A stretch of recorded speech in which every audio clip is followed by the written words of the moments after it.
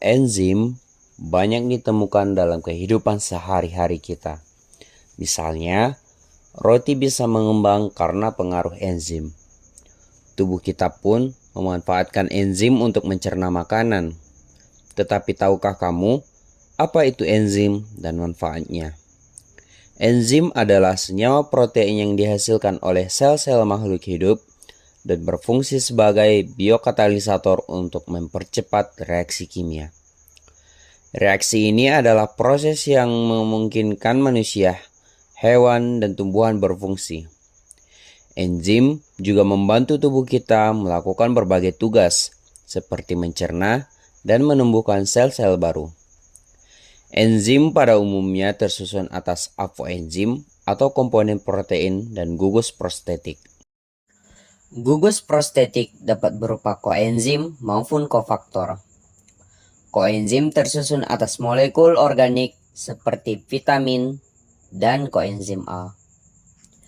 Koenzim berfungsi untuk memindahkan gugus kimia, atom atau elektron dari satu enzim ke enzim lainnya. Sedangkan kofaktor tersusun atas ion anorganik atau atom logam yang berfungsi untuk meningkatkan fungsi enzim.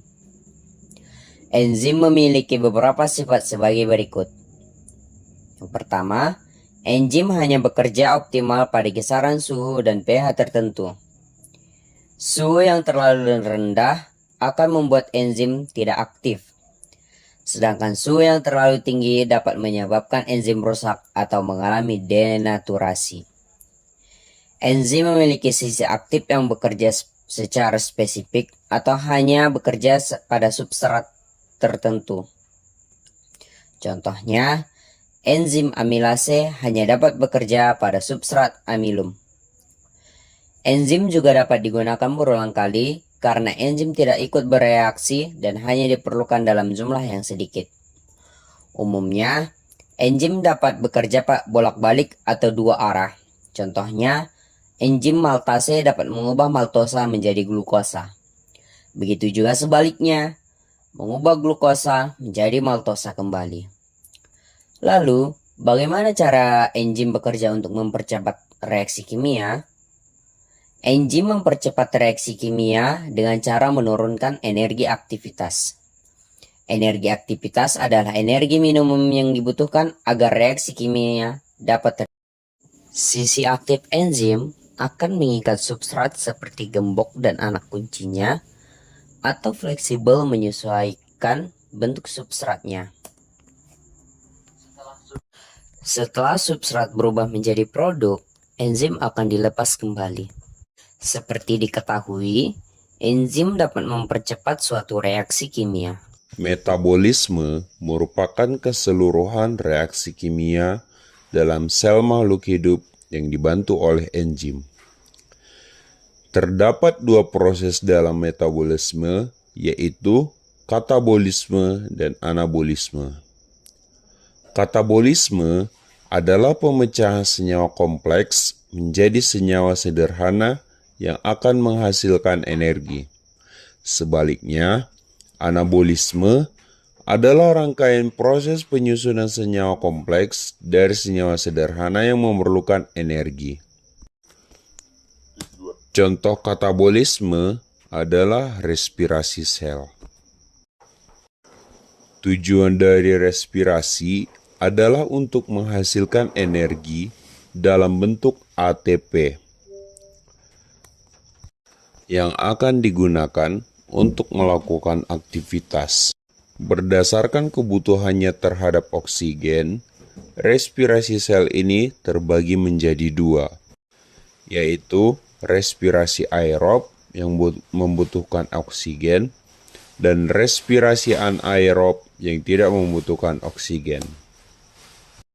Respirasi aerob akan memecah senyawa glukosa menjadi karbon dioksida dan air.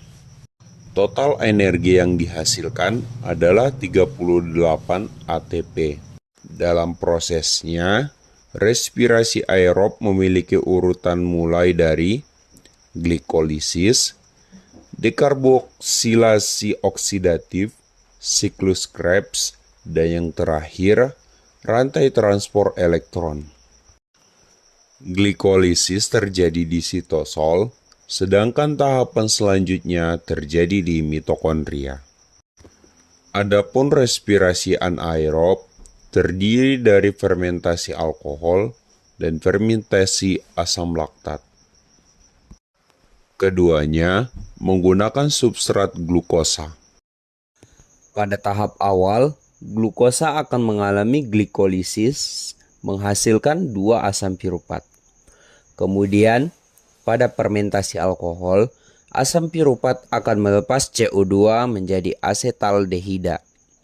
Dan asetaldehida direduksi menjadi etanol atau alkohol. Adapun pada fermentasi asam laktat, asam piruvat akan langsung direduksi menjadi asam laktat. Proses fermentasi ini akan menghasilkan 2 ATP.